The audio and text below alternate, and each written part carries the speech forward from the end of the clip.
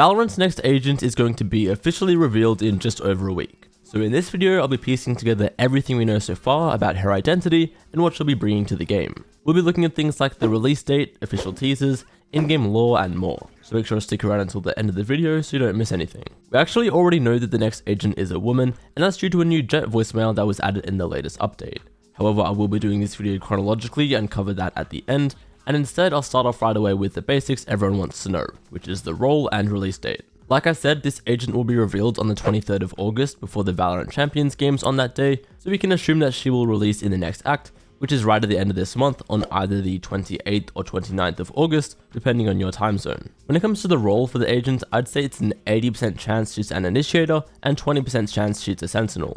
For previous releases, Riot have officially told us in advance, but that isn't the case this time around. The reason it's more likely to be an Initiator is one of the leak accounts on Twitter posted outright that's what she is, although I haven't seen any other sources say that, so I want to keep like a slight chance open since it technically isn't confirmed, but she will almost definitely be a Sentinel or Initiator, probably the latter. Next, let's go back to the very first teaser we got, which was actually with the release of Abyss. At the end of the cinematic, we got this short scene of a cryogenic containment unit being hit by a stray bullet, and then this figure inside ends up waking up. When Abyss released, you could go in-game and actually see the silhouette moving around from time to time.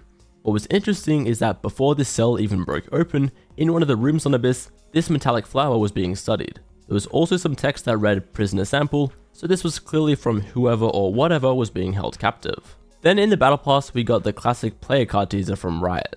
In case you weren't already aware, Riot always drop a player card teasing the next agent before they release in a Battle Pass. And most recently, we got this one called In Bloom.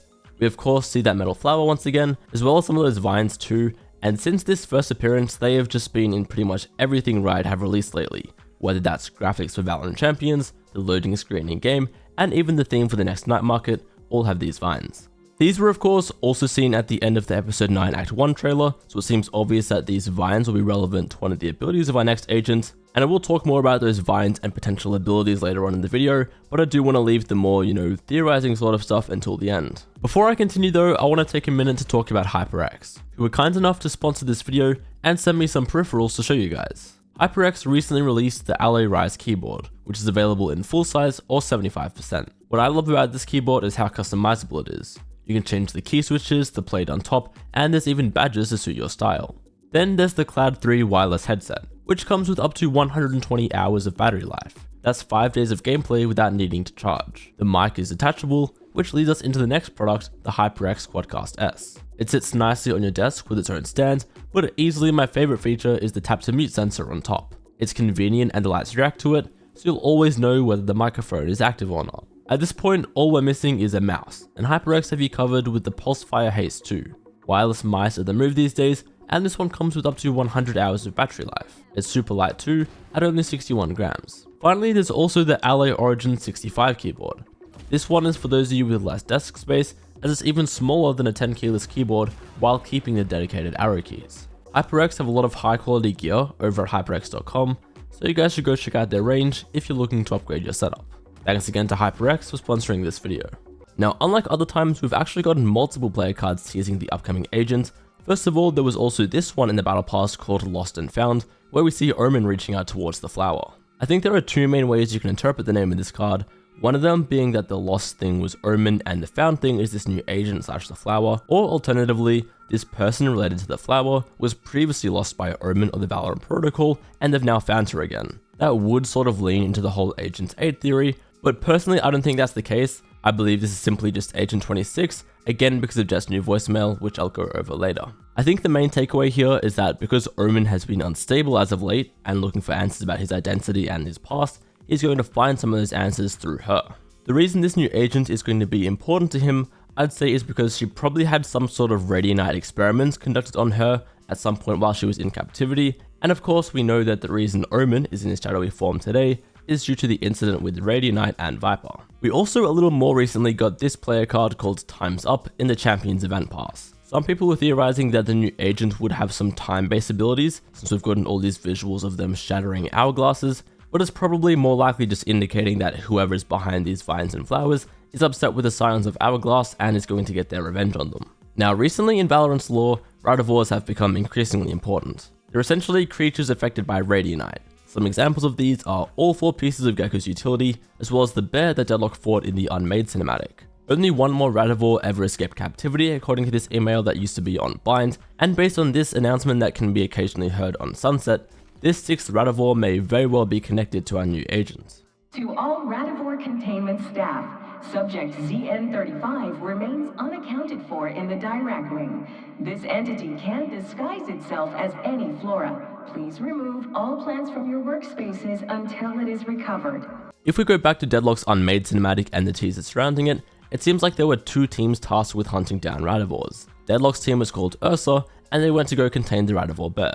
Then there was a second team called Briar, who were unresponsive when Ursa tried to reach out to them in the cinematic. Team, start sekt 2. Oppdatering. Jeg får ikke kontakt. This is relevant because a briar is basically just another name for a wild rose or thorny bush, and as you know, we've had our fair share of thorny flora in Valorant lately. Sky actually had a voicemail in relation to this, which was added to Valorant in patch 9. Take a listen. I swear, one day you'll pick up the bloody phone. We need to get some samples from this hourglass base over to the lab, all right? Because I'm down in the south wing, and there's this flora down here. Brimstone, I have spent enough time outside to know that these things aren't indigenous to our Earth. I mean, it looks almost... Nah. I'm gonna go track down Gecko. Call me back. She again uses that word flora, just like we heard in the Sunset announcement, but what's also interesting is that it seems like whatever she's seeing can be described as alien. She doesn't use that exact word, of course, but I mean, aren't indigenous to our Earth is pretty much the same thing. I think alien is also a word you could use to describe Gecko's creatures, and seeing as Sky specifically wants to go talk to Gecko, it seems more and more likely that these metal plants are in some way related to Radivores. Now, if you've seen my other videos summarizing the new agents before their release, then you'll know that normally the developers give some sort of tease about their nationality or culture, normally by signing off videos or dev articles in another language. This time around though, we've got nothing of the sort, which sure could just be because they chose not to this time around for whatever reason, or maybe even forgot, but what are the chances that happens right when the new agent seems to have otherworldly connections? Alongside the Vine themes prominent throughout this act, we've also seen a lot of what looks like stars or the galaxy, so that's worth keeping in mind. One thing that the developers did give us are these cryptic hints. This clip is from the update video that came out talking about the Pick'ems and Champions event pass. And if you look closer, you might even see a teaser for Valorant's next agent. Stay sharp and be prepared for the agent reveal at the start of broadcast on August 23rd. But remember, don't chase something you aren't prepared to catch. The stay sharp part is obviously just to do with the thorns, I think that's self-explanatory, but then the other one, don't chase something you aren't prepared to catch, is a lot more interesting. It's probably to do with what's been happening recently in the Valorant lore, as the new agent broke free from the Cell and Abyss, and you can actually see that in-game. Sova also has a voicemail talking about that. Brimstone! Brimstone, pick up! Listen, something's happened. The containment cell has been smashed open by whatever was inside. There's metal everywhere, and I can't turn these alarms off!